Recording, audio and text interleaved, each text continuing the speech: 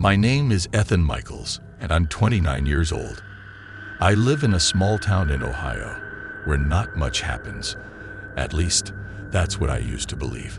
I work as a mechanic at a local garage, and my life has always been pretty routine. But last year, I experienced something I'll never forget, something that changed me forever. It all began on a cold November night.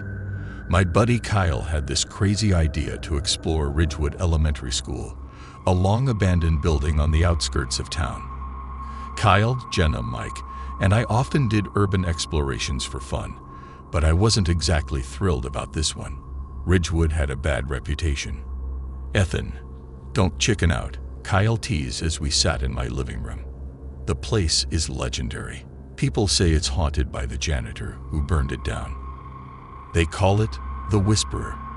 "That's just a stupid urban legend," I replied, rolling my eyes. Kyle grinned. "Let's find out." We arrived at the school around 11 p.m.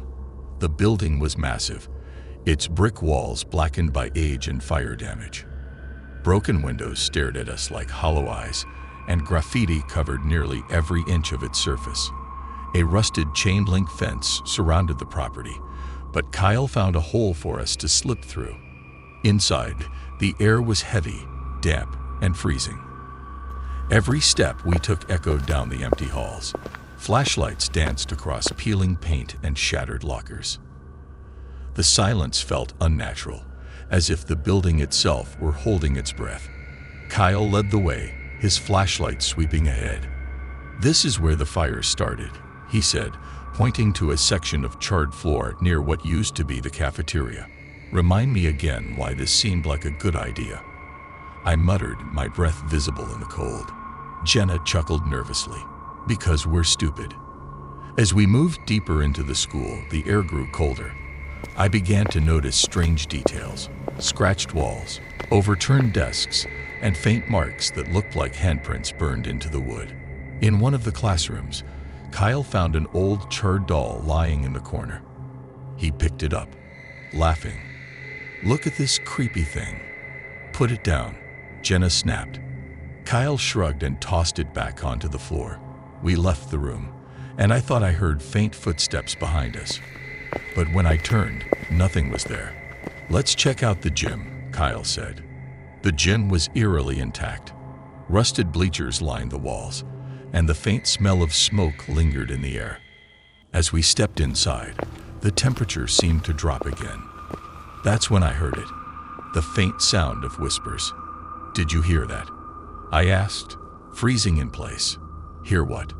Mike asked, his voice shaky. "It sounded like voices," I said. Kyle smirked. "Don't freak yourself out, man." Then, Kyle spotted a door at the far end of the gym.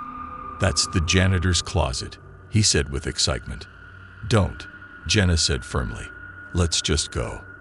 Kyle ignored her and pushed the door open. The smell of burnt wood hit us immediately.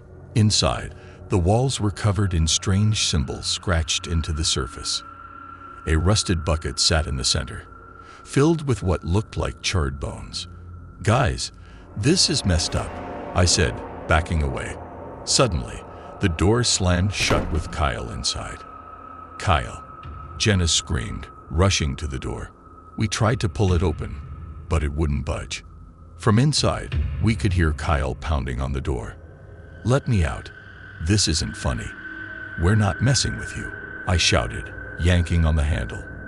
The pounding stopped. Then we heard a low guttural laugh, followed by a voice that didn't sound like Kyle. "You shouldn't be here," it growled. We froze. Mike grabbed Jenna's arm. "We need to go. Now." "No, we can't leave him," Jenna cried. But the fear in Mike's voice mirrored my own. Something was horribly wrong. We bolted for the exit, Jenna screaming Kyle's name as we ran. Once outside, I turned back, expecting him to follow. He never did. After a moment of panic, I forced myself to go back in alone. The school was eerily quiet, the whispers gone. When I reached the janitor's closet, the door was wide open, but Kyle was gone. The symbols on the walls seemed to glow faintly, pulsing like a heartbeat.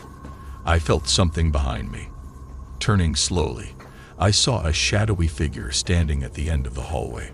Its eyes glowed red, and its elongated arms stretched almost to the floor. I couldn't move. It tilted its head, then took a step toward me. I don't remember running. Somehow, I ended up outside with Jenna and Mike, shaking uncontrollably. Kyle was never found. The police searched the school and surrounding woods, but there was no trace of him. They called it a missing person case, but I know what I saw. Now, a year later, I still hear whispers sometimes. Late at night, in the silence of my room, they come back to me. I'll never set foot in Ridgewood Elementary again.